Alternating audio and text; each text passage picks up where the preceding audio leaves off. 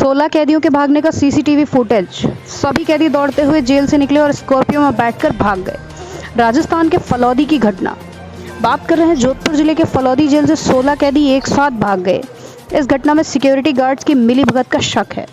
यह राजस्थान का दूसरा सबसे बड़ा फरारी कांड है। इससे पहले फरवरी 2010 में चित्तौड़गढ़ जेल से 23 कैदी भागे थे। शुरुआती जांच के बाद जेल को जेलर और महिला गार्ड समेत 3 को सस्पेंड कर दिया।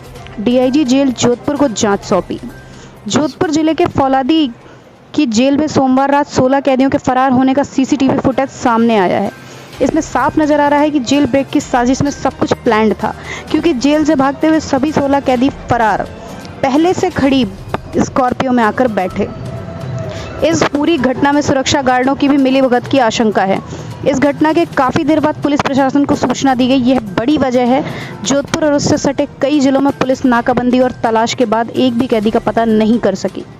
जांच के दौरान प्रथम दृष्टया दोषी पाए जाने पर जेल के जेलर नबी बख्श, गार्ड सुनील कुमार, मदन पाल सिंह और मधु देवी को निलंबित कर दिया गया। जोधपुर रेंज के डीआईजी जेल सुरेंद्र सिंह शेखावत को मामले की जांच सौंपी गई है। जेल में तैनात थे गार्डों से पूछताछ। पुलिस जेल में तैनात गार्डों से पूछताछ कर रही है। जेल से आगे की सड़क में लगे सीसीटीवी फुटेज भी खंगाले जा रहे हैं ताकि कोई सुराग मिल सके, लेकिन अभी तक पुलिस के हाथ खाली हैं। बता दें कि सोमवार रात 8 बजे एक साथ 16 कैदी फरार हो गए थे। दिन में ये कैदी बैरक के आगे खुली जगह में थे। शाम को इन्हें बैरक में डाला जा रहा था। इसी दौरान अंदर से बंदियों ने गेट का ताला खोल रहे कांस्टेबल के पास खड़े कार्यवाहक जेलर और एक सिपाही को धक्का दिया और बाहर भाग गए। इसके बाद वहां खड़े सिपाही की आंखों में मिर्ची डालकर और सब्जी का घोल फेंक दिया। फिर आगे तैनात महिला गार्ड को उठाकर दूसरी ओर फेंक फरार हो गए। सभी कैदी तस्कर थे, इसलिए ग्रामीण रास्तों से वाकिफ थे। माना जा रहा है कि स्कॉर्पियो से भागने के बाद ये कैदी आगे से अलग अलग वाहनों में बैठकर ग्रामीण इलाकों के कच्चे रास्ते से निकल गए। भागने वाले ज़्यादातर कैदी तस्करी से जुड़े हैं और वे फलौदी इलाके के रहने वाले हैं। ऐसे में उन्हें इलाके की पूरी जानकारी है। तस्करी के दौरान भी वे ग्रामीण इलाकों के कच्चे रास्ते का इस्तेमाल करते हैं। मुख्य सड़कों पर की नाकाबंदी और जांच ध्यान में रखते हुए शायद इन रास्तों से तो नहीं निकले, इस वजह से नहीं पकड़े गए। एक साथ रहने पर पकड़े जाने की आशंका को देखते हुए वे कच्चे रास्तों से होते हुए अलग अलग हो गए। पुलिस इसी थ्योरी को मान रही है। इसे ध्यान में रखते हुए ग्रामीण इलाकों पर नजर रखी जा रही है।